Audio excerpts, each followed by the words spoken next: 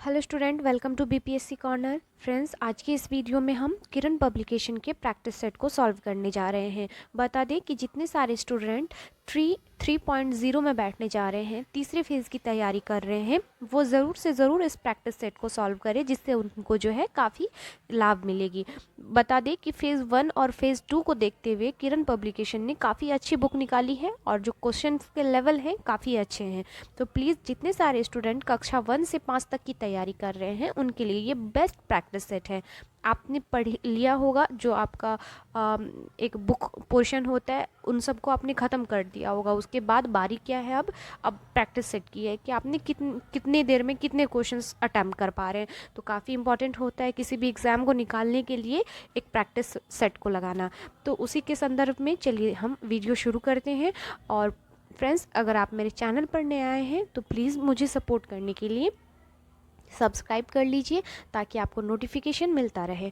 तो देखते हैं आज के सवालों को और शुरू करते हैं आज का इम्पॉर्टेंट वीडियो।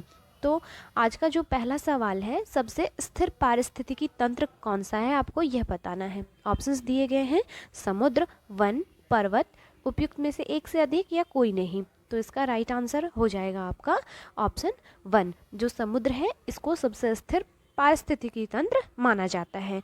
याद रखिएगा, काफ़ी इंपॉर्टेंट सवाल है। और फ्रेंड्स, जिन भी स्टूडेंट को इसका पीडीएफ चाहिए, प्लीज़ मेरे टेलीग्राम को ज्वाइन कर लीजिए। मैं वहाँ पे पीडीएफ डाल दूँगी, आप वहाँ से जो है उसे प्राप्त कर सकते हैं। और एक इन्फॉर्मेशन फ्रेंड्स, कि एडुटेरिया के द्वारा जो प्रैक्टिस सेट नया आया हुआ है, न्यू वर्जन, उसको भी मैं करवा रही हूँ अपने चैनल पर। तो उस वीडियो को भी आप देख सकते हैं, क्योंकि करंट अफेयर्स का काफ़ी अच्छा खासा वेटेज है आपके एग्ज़ाम में। प्लस जो है प्रीवियस ईयर के बीपीएससी द्वारा पूछे गए सवालों को मैं पोस्ट के रूप में अपने चैनल पर पोस्ट करती हूँ। तो आप उन सभी सवालों को भी सॉल्व कीजिए, आपको ज़्यादा से ज़्यादा लाभ मिलेगा। तो फ्रेंड्स, प्लीज़ चैनल को सब्सक्राइब कर लीजिए। नेक्स्ट देख लेते हैं अगले सवाल को। निम्नलिखित में कौन द्वितीयक प्रदूषक है? ऑप्शंस दिए गए हैं: धुंध, कार्बन डाइऑक्साइड, कार्बन मोनोऑक्साइड, एक से अधिक या उपयुक्त में से कोई नहीं। तो इसका राइट आंसर क्या हो जाएगा? ऑप्शन 1। जो प्राथमिक प्रदूषक हैं, सीधे स्रोत से उत्पन्न होते हैं। और प्राथमिक जो होते हैं प्रदूषकों के उदाहरण है carbon monoxide, carbon dioxide, sulphur dioxide. बात करें अगर हम द्वितीयक प्रदूषक की, तो यह प्राथमिक प्रदूषकों से उत्पन्न होते हैं। और द्वितीयक प्रदूषक सीधे स्रोत जैसे वाहन, बिजली संयंत्र से उत्सर्जित नहीं होते हैं। तो इसके उदाहरण मान लीजिए फॉर्मल्डिहाइड, धुआं, फोटोकेमिकल स्मोक, ओजोन। ये सभी जो हैं आपके द्वितीयक प्रदूषक के रूप में आते हैं। तो ऑप्शन 1 हो जाएगा। चलिए अब देख लेते हैं क्वेश्चन नंबर 64 को। इसके मैथ्स और रीजनिंग के सवालों को मैंने स्किप किया है। अगर पीडीएफ में उन सभी सवालों को आपको देखने को मिल जाएगा। तो जो स्टूडेंट मैथ और रीजनिंग भी बनाना चाहते हैं, वो पीडीएफ लेके भी बना सकते हैं। चलिए क्वेश्चन नंबर 64 को देख लेते हैं कि परमाणु के केंद्र में धनावेशित भाग क्या कहलाता है। काफ़ी इंपॉर्टेंट सवाल है, आपने विभिन्न प्रतियोगिता परीक्षा में इस सवाल को देखा होगा। तो जो परमाणु का केंद्र में धनावेशित भाग होता है, उसे हम नाभिक कहते हैं। क्या कहते हैं? नाभिक कहते हैं। तो ऑप्शन 3 हो जाएगा इसका राइट आंसर। नेक्स्ट है सवाल आपका, घड़ियों में प्रयुक्त क्वार्ट्ज क्रिस्टल हैं। तो आपको बताना है कौन से क्रिस्टल हैं। तो ऑप्शन क्या हो जाएगा? 2 हो जाएगा। जो सिलिकॉन डाइऑक्साइड होता है, यह घड़ी में प्रयुक्त क्वार्ट्ज क्रिस्टल कहलाता है। और यह जो है क्रिस्टल बहुत ही सटीक आवृत्ति के साथ एक सिग्नल बनाता है, ताकि क्वार्ट्ज घड़ियाँ कम से कम यांत्रिक घड़ियों की तुलना में सटीक समय दें। चलिए अगले सवाल को देख लेते हैं। क्वेश्चन नंबर 66 में पूछा गया है, निम्नलिखित में से ऊर्ध्वपातन के उदाहरण क्या हैं? ऊर्ध्वपातन के, तो आपको बताना है कि सब्लिमेशन का एग्जाम्पल है क्या। शुष्क बर्फ, कपूर बर्फ। आपको बताना है ऑप्शंस की मदद से कि कौन से कथन सही हैं। तो फ्रेंड्स, इसका राइट आंसर हो जाएगा ऊर्ध्वपातन एक ऐसी प्रक्रिया है जिसमें तरल अवस्था से परिवर्तित हुए बिना जो है ठोस सीधे गैस में परिवर्तित होता है। तो इसका राइट आंसर क्या हो जाएगा? शुष्क बर्फ तथा कपूर। तो ऑप्शन 1 इसका राइट आंसर हो जाएगा। नेक्स्ट देख लेते हैं क्वेश्चन नंबर 67 को। जल का पीएच मान आपको बताना है। यह क्वेश्चन बीपीएससी का मोस्ट फेवरेट क्वेश्चन है और कई बार पीटी परीक्षा में यह जो है सवाल रिपीटेड है। तो याद रखिएगा, जो शुद्ध पानी का पीएच मान होता है यह 7 होता है। ऑप्शन जो हो जाएगा 2 इसका राइट आंसर हो जाएगा। नेक्स्ट देख लेते हैं। अगला सवाल है हमारा, निम्नलिखित में से किसे हंसाने वाली गैस के नाम से भी जाना जाता है? Nitric oxide, nitrous oxide, nitrogen pentoxide. उपयुक्त में से एक से अधिक या उपयुक्त में से कोई नहीं। यह भी क्वेश्चन पीटी में लगातार आपसे पूछा जाता है। तो इसका राइट आंसर हो जाएगा कि ऑप्शन क्या हो जाएगा, 2 हो जाएगा। जो नाइट्रस ऑक्साइड होता है इसे हम लाफिंग गैस कहते हैं, याद रखिएगा। नेक्स्ट सवाल को देख लेते हैं। पृथ्वी की सतह से पलायन वेग लगभग है। आपको बताना है जो पृथ्वी की सतह से पलायन वेग कितना माना जाता है। तो पृथ्वी की सतह से पलायन वेग कितना हो जाएगा, 11.2 किलोमीटर पर सेकेंड। मोस्ट बीपीएससी का जो है मोस्ट इंपॉर्टेंट क्वेश्चन है, VVI के रूप में आप इसे याद रखिएगा। अगला सवाल है, उच्च पर्वतीय क्षेत्रों में नाक से रक्तस्राव होता है क्योंकि।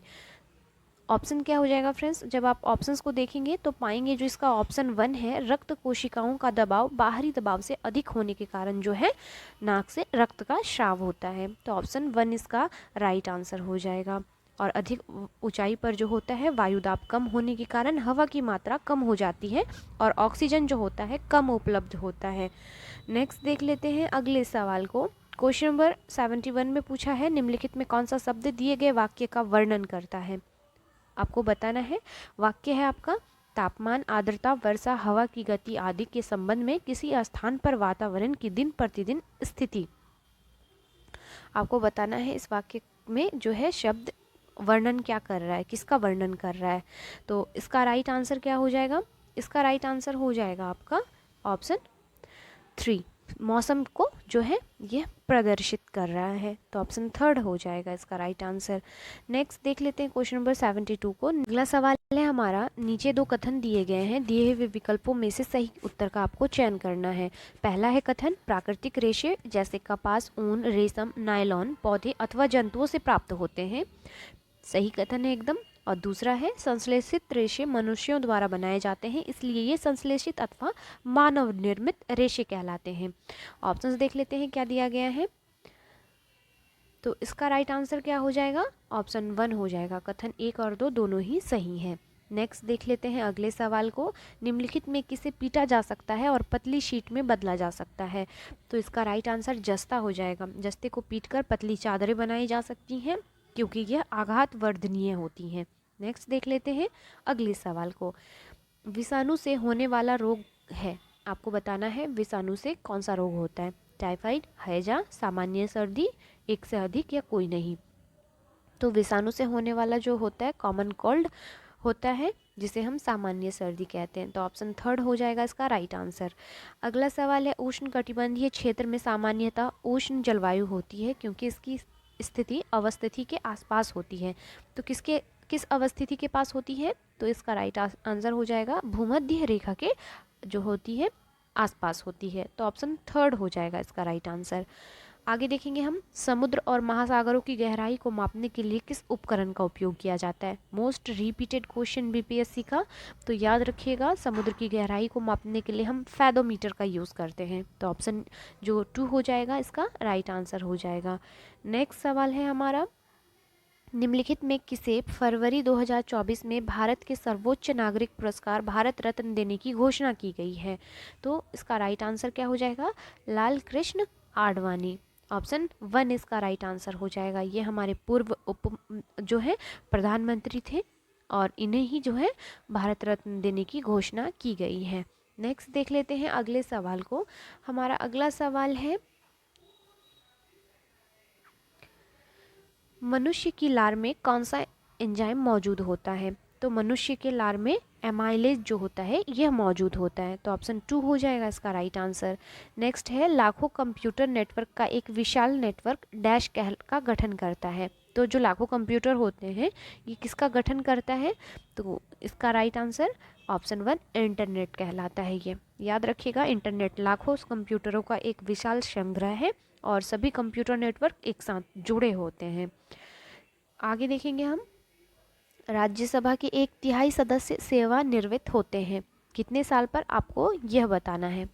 राइट आंसर हो जाएगा हर 2 साल पर जो होते हैं राज्यसभा के जो एक तिहाई सदस्य होते हैं यह सेवानिवृत्त हो जाते हैं और उन्हें नए निर्वाचित सदस्यों के साथ बदल दिया जाता है। नेक्स्ट सवाल को देख लीजिए। नीचे दो वक्तव्य दिए गए हैं, एक को अभिकथन और दूसरे को कारण कहा गया है। फिर जो है कूट की सहायता से सही उत्तर का आपको चयन करना है। अभिकथन है मनुष्य सहित सभी जंतु भोजन बनाने में असमर्थ हैं। कारण है मनुष्य अपना भोजन पौधों अथवा जंतुओं या दोनों से ही प्राप्त करते हैं। तो क्या हो जाएगा? आई होप सभी को आंसर पता होना चाहिए। ए और आर दोनों सही हैं और आर ए की सही व्याख्या नहीं करता है। तो ऑप्शन जो हो जाएगा 2 इसका राइट आंसर हो जाएगा। आगे देखते हैं हम अगले सवाल को। बक्सर के युद्ध में अंग्रेजी सेना का नेतृत्व किसने किया था? न जाने बीपीएससी कितनी बार यह सवाल पूछ चुकी है। तो पहले तो जान लेते हैं बक्सर का युद्ध हुआ कब था, क्योंकि डेट काफ़ी इंपॉर्टेंट है। याद रखिएगा 22 अक्टूबर 1764 ईस्वी को जो है आपका बक्सर का महान युद्ध लड़ा गया था, जिसमें जो है आपका हेक्टर मुनरो के नेतृत्व में ब्रिटिश ईस्ट इंडिया कंपनी जो है कमान के तहत बंगाल के नवाब मीर कासिम की संयुक्त सेनाओं अवध के नवाब और मुगल बादशाह शाह आलम द्वितीय के बीच लड़ी गई थी। तो अंग्रेजी सेना का नेतृत्व किसने किया था?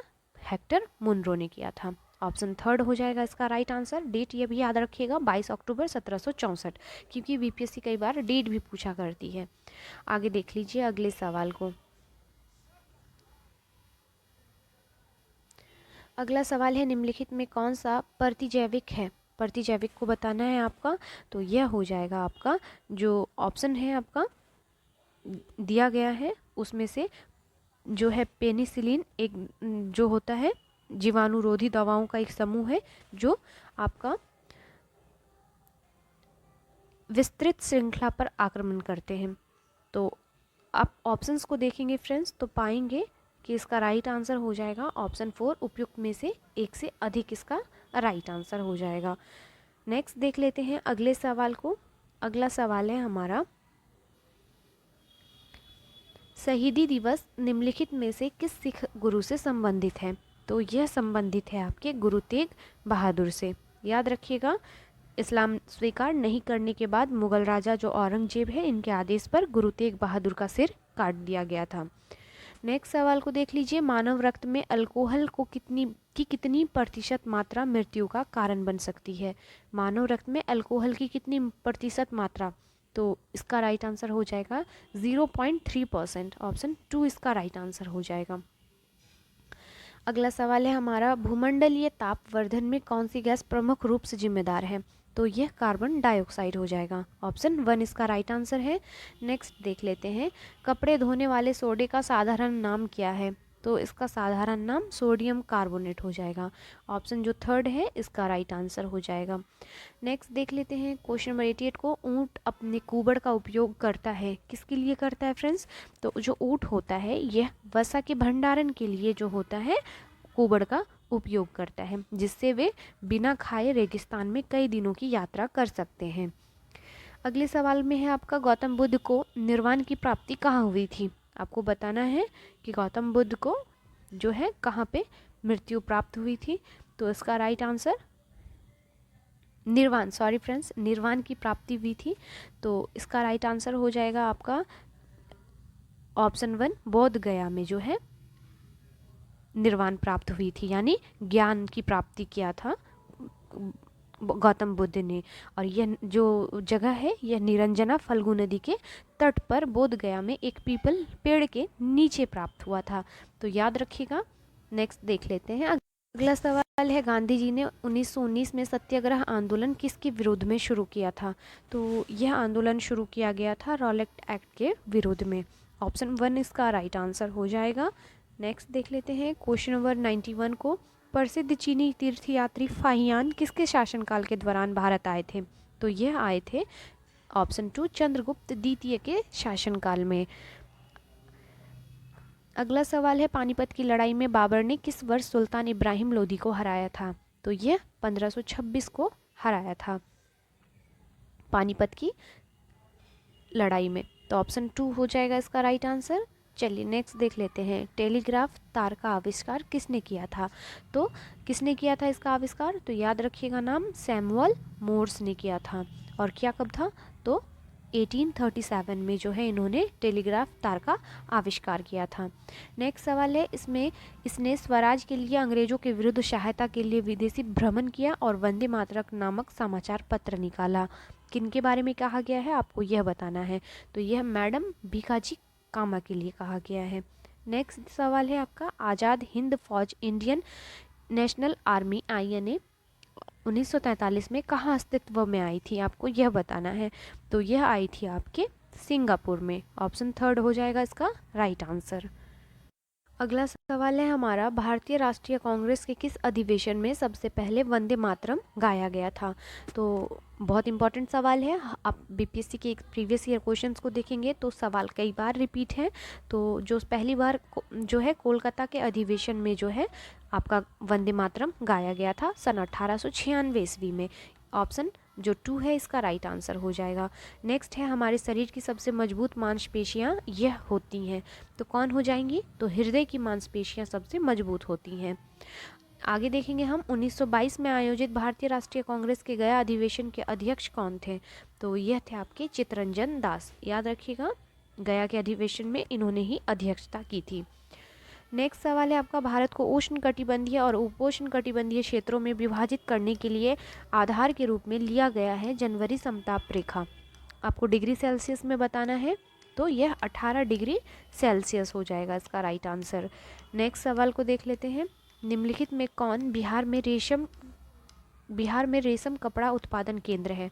तो ऑप्शन से ही पता चल गया होगा, बिहार का भागलपुर जिला रेशमी कपड़े निर्माण का केंद्र हमेशा से रहा है। तो ऑप्शन थर्ड हो जाएगा इसका राइट आंसर। अगला सवाल है, भारत में सर्वाधिक वर्षा वाला स्थान कौन सा है। ऑप्शन देख के आप पता कर लिए होंगे। जो मौसिनराम मेघालय में विश्व में सबसे ज़्यादा औसत बारिश वाला जो है स्थान है, जहाँ पर जो है 11,872 मिलीमीटर की वार्षिक जो है वर्षा प्राप्त होती है। 11,872 मिलीमीटर की औसत वार्षिक वर्षा होती है। और चेरापूंजी भारत का दूसरा सबसे आर्द्र स्थान है। याद रखिएगा, जो चेरापूंजी है यह आर्द्र स्थान है। नेक्स्ट सवाल है आपका, मानचित्र तथा ग्लोब में एक दूसरे को काटती रेखाओं को क्या कहा जाता है। तो इसे हम भौगोलिक ग्रिड कहते हैं। ऑप्शन थर्ड हो जाएगा इसका राइट आंसर। नेक्स्ट सवाल है, भारतीय संविधान द्वारा कितनी भाषाओं को मान्यता दी गई है। तो भारतीय जो है संविधान ने कुल 22 भाषाओं को मान्यता दी है। तो ऑप्शन क्या हो जाएगा, थर्ड हो जाएगा इसका राइट आंसर। नेक्स्ट सवाल है, मादा एनीफिलीज मच्छर के काटने से कौन सी बीमारी होती है। तो मादा एनीफिलीज मच्छर के काटने से मलेरिया होता है। ऑप्शन 1 हो जाएगा इसका राइट आंसर। और मलेरिया प्लाज्मोडियम नामक परजीवी से होता है, यह भी फैक्ट आप याद रखिएगा। अगला सवाल है हमारा, नालंदा विश्वविद्यालय की स्थापना किस शताब्दी में हुई थी। तो यह 5वीं शताब्दी में हुई थी। इसकी स्थापना 5वीं शताब्दी में हुई थी। नेक्स्ट सवाल को देख लेते हैं। क्वेश्चन नंबर 106 में है आपका, बिहार की कौन सी पर्वतारोही ने माउंट एवरेस्ट की चोटी पर विजय प्राप्त की है। तो यह है श्रीमती निरूपमा अग्रवाल। ऑप्शन 1 हो जाएगा इसका राइट आंसर। फ्रेंड्स, जो क्वेश्चंस के लेवल हैं काफ़ी अच्छे हैं, आप प्लीज़ इस प्रैक्टिस सेट को ज़रूर लगाइए। तो आगे देखेंगे अगले सवाल को, लुशाई कहाँ रहने वाली जनजातीय आबादी को दिया गया नाम है। तो लुशाई कहाँ की रहने वाली जनजाति है जिसे यह नाम दिया गया है। तो यह हो जाएगा आपका ऑप्शन थर्ड, त्रिपुरा की जनजाति है। देख लेते हैं अगले सवाल को, निम्नलिखित में से किस शहर में जहाज निर्माण उद्योग स्थित है। जहाज का जो निर्माण होता है यह कौन से राज्य में होता है, आपको यह बताना है। तो आपको याद होगा फ्रेंड्स, जो केरल स्थित कोचीन शिपयार्ड लिमिटेड है, भारत में सबसे बड़ी जहाज निर्माण और रखरखाव सुविधा वाली जो है यह केंद्र है।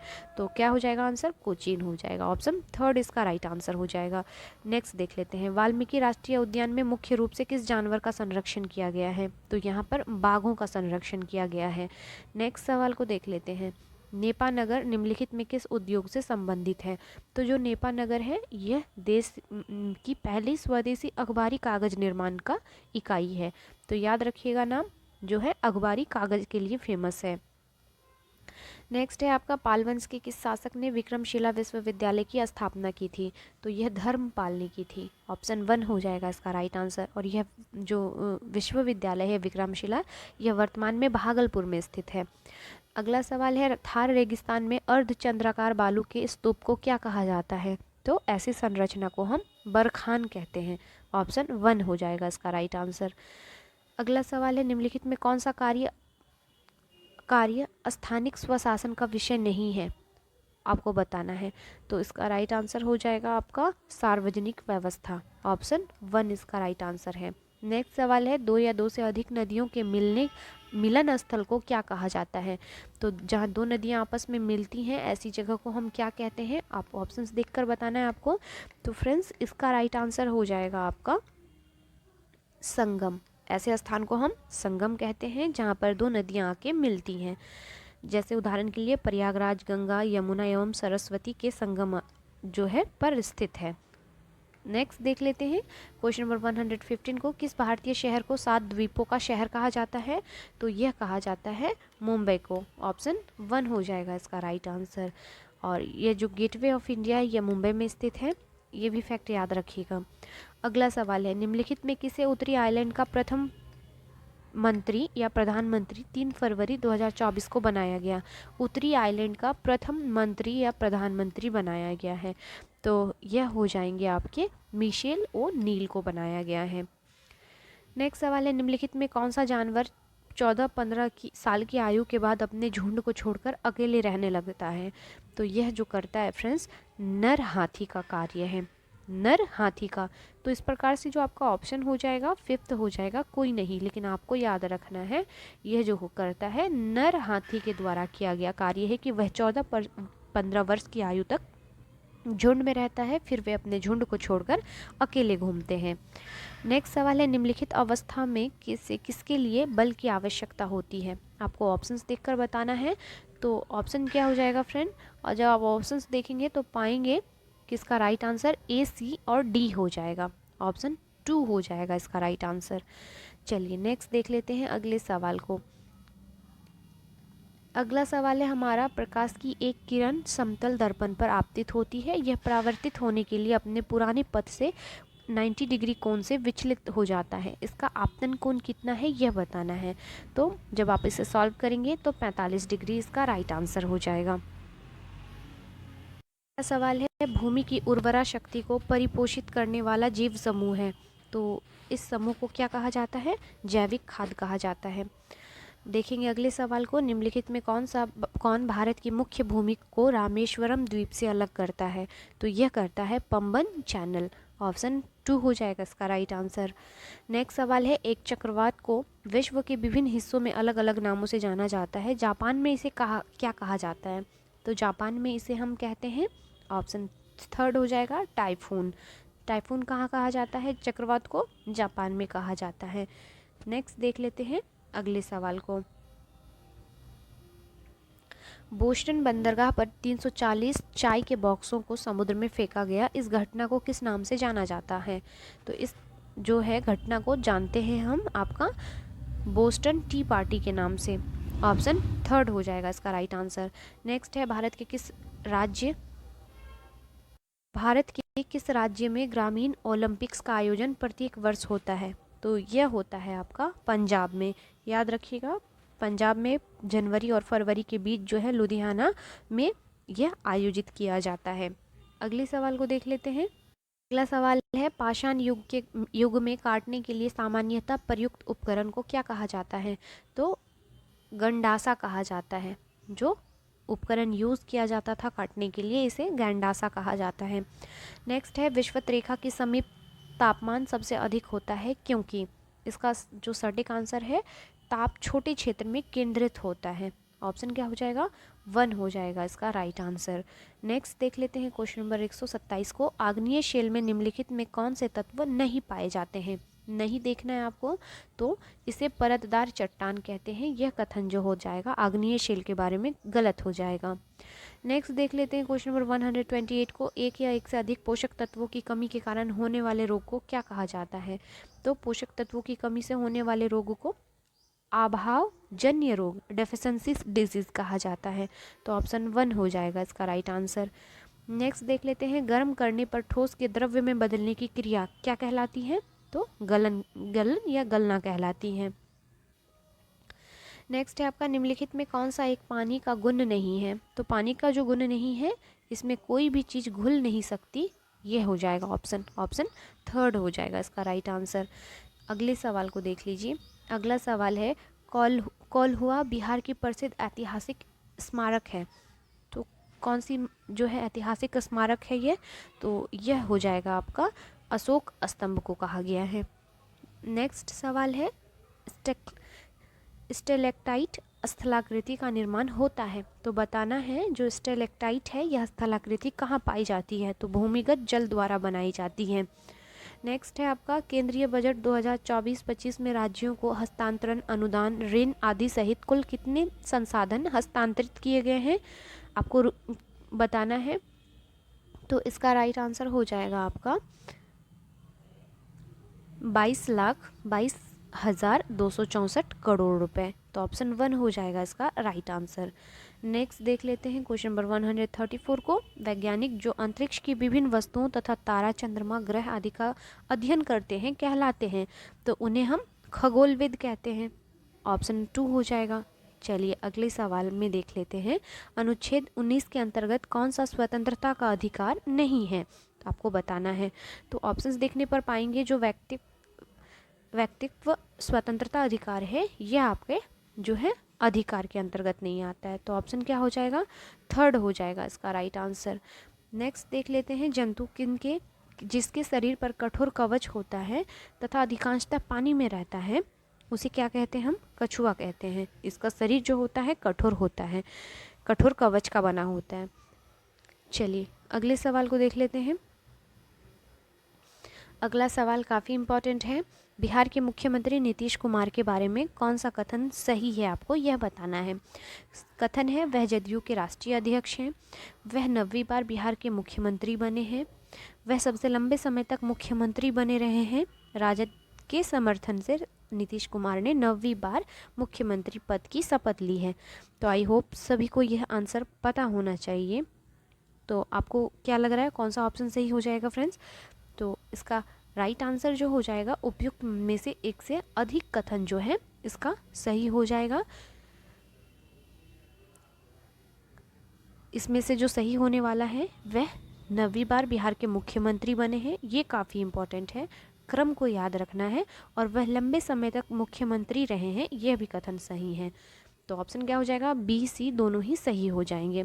चलिए नेक्स्ट देख लेते हैं क्वेश्चन नंबर 138 को। किसी राज्य के राज्यपाल के संबंध में कौन सा कथन गलत है? आपको गलत कथन को बताना है फ्रेंड्स। तो ऑप्शंस जब देखेंगे तो पाएंगे जो इसका दूसरा कथन है, राज्यपाल का चुनाव संसद करती है, यह गलत है। आपको याद होगा कि अनुच्छेद 155 के अनुसार राज्यपाल की नियुक्ति राष्ट्रपति द्वारा प्रत्यक्ष रूप से की जाती है, अनुच्छेद 155 के द्वारा, ना कि संसद करती है। नेक्स्ट देख लेते हैं क्वेश्चन नंबर 139 को। वर्ष 2024 के गणतंत्र दिवस समारोह में किस मंत्रालय की झांकी ने लोकप्रिय पसंद श्रेणी में शीर्ष स्थान प्राप्त किया है? तो यह प्राप्त किया है आपका संस्कृति मंत्रालय ने। अगला सवाल है, बिहार का राजकीय पक्षी कौन सा है? तो बिहार का एग्जाम है तो आपको बिहार के बारे में काफ़ी अच्छी नॉलेज होनी चाहिए। बात कर ले पक्षी की तो यह गौरैया है, बात कर ले अगर राजकीय पशु की तो यह बैल है, फूल की बात करें तो यह गेंदा है, और बात करें मछली की तो मांगुर है। तो याद रख सकते हैं आप। नेक्स्ट देख लेते हैं, 0 डिग्री सेल्सियस पर 5 ग्राम बर्फ और 45 डिग्री सेंटीग्रेड पर 20 ग्राम जल को मिश्रित किया जाता है, मिश्रण का तापमान होगा, तो तापमान 20 डिग्री सेल्सियस हो जाएगा। ऑप्शन क्यों 2 हो जाएगा इसका राइट आंसर। चलिए अगला सवाल है हमारा, एक घर में 7 वाट के 5 लैंप और 75 वाट के 4 पंखे प्रतिदिन 6 घंटे उपयोग में लिए जाते हैं, 30 दिन या 1 महीने में उपयोग की गई कुल यूनिट कितना है? तो जब आप सॉल्व करेंगे तो इसका राइट आंसर हो जाएगा आपका 108 यूनिट। नेक्स्ट देख लेते हैं क्वेश्चन नंबर 143 को। अत्यधिक ऊंचाई पर पर्वतारोहियों को किस प्रकार की समस्याओं का सामना करना पड़ता है? तो इसका राइट आंसर क्या हो जाएगा फ्रेंड्स? तो इसका राइट आंसर हो जाएगा उपयुक्त में से एक से अधिक। जो अत्यधिक ऊंचाई पर पर्वतारोहियों को बारिश, आंधी तूफान, अत्यधिक ठंड और ऑक्सीजन की कमी, ये सभी जो होता है का सामना करना पड़ता है। नेक्स्ट है आपका, जब मैग्नीशियम और क्लोरीन के बीच अभिक्रिया होती है तब क्या होता है, प्रत्येक मैग्नीशियम परमाणु 2 इलेक्ट्रॉनों का त्याग कर देता है। तो ऑप्शन थर्ड हो जाएगा इसका राइट आंसर। नेक्स्ट सवाल है आपका, निम्नलिखित में कौन सा कथन महासागरों के संदर्भ में सही है। आपको ऑप्शंस दिए गए हैं फ्रेंड्स, जिसमें आपको सही कथन को अगर बताना है तो इसका राइट आंसर हो जाएगा ए और सी जो है आपका ऑप्शन, ये सही हो जाएंगे। ऑप्शन 1 हो जाएगा इसका राइट आंसर। नेक्स्ट देख लेते हैं अगले सवाल को। अगला सवाल है, निम्नलिखित में कौन सी संरचना प्रोकैरियोटिक कोशिका में नहीं पाई जाती है। तो जो नहीं पाई जाती है आपको वह बताना है। तो इसका राइट आंसर केंद्रक या झिल्ली हो जाएगा। नेक्स्ट है आपका, सौर कुकर की दीवारें किस रंग की होती हैं। आपको ऑप्शन देखकर बताना है। तो इसका राइट आंसर काला हो जाएगा फ्रेंड्स। सौर कुकर प्रकाश ऊर्जा पर आधारित होता है और यह सूर्य के प्रकाश से आने वाली ऊर्जा का से जो है कार्य करता है, और काला रंग प्रकाश एवं ऊष्मा का अवशोषण अधिक करता है, इसलिए सौर कुकर में इसका जो इस दीवार को काले रंग का जो है लिपा जाता है। तो याद रख सकते हैं हम। चलिए अगले सवाल को देख लेते हैं। मियोसिस के लिए कौन सा कथन सही है, आपको यह बताना है। तो मियोसिस के लिए मियोसिस फर्स्ट अर्धसूत्री विभाजन है। नेक्स्ट सवाल है आपका, नीचे दिए गए कथनों पर विचार कीजिए और कूट की सहायता से सही उत्तर का चयन कीजिए। प्रायद्वीपीय स्थल का वह भाग है जो 4 तरफ से जल से घिरा होता है। पाक जल संधि भारत को पाकिस्तान से अलग करती है। प्रत्येक 1 डिग्री देशांतर के लिए स्थानीय समय 4 मिनट का अंतर होता है। बड़े देश जिनका विस्तार उत्तर से दक्षिण की ओर बहुत अधिक होता है, वहाँ पूरे देश का मानक समय 1 नहीं होता है। तो कूट की सहायता से आपको आंसर को बताना है। तो फ्रेंड्स इसका राइट आंसर क्या हो जाएगा, सी और डी जो है कथन यही केवल सही है। नेक्स्ट है और आखिरी सवाल है इस सेट का, काकोलत जलप्रपात बिहार के किस जिले में स्थित है। तो यह जो है आपका बिहार के नवादा में स्थित है फ्रेंड्स, याद रखिएगा। और पहाड़ के समीप होने के कारण यह एक पर्यटन स्थल के रूप में भी जो है जाना जाता है। तो वीडियो कैसा लगा प्लीज़ कमेंट करके बताइएगा और ज़्यादा से ज़्यादा शेयर कीजिएगा। मिलते हैं नेक्स्ट वीडियो में, तब तक के लिए थैंक यू।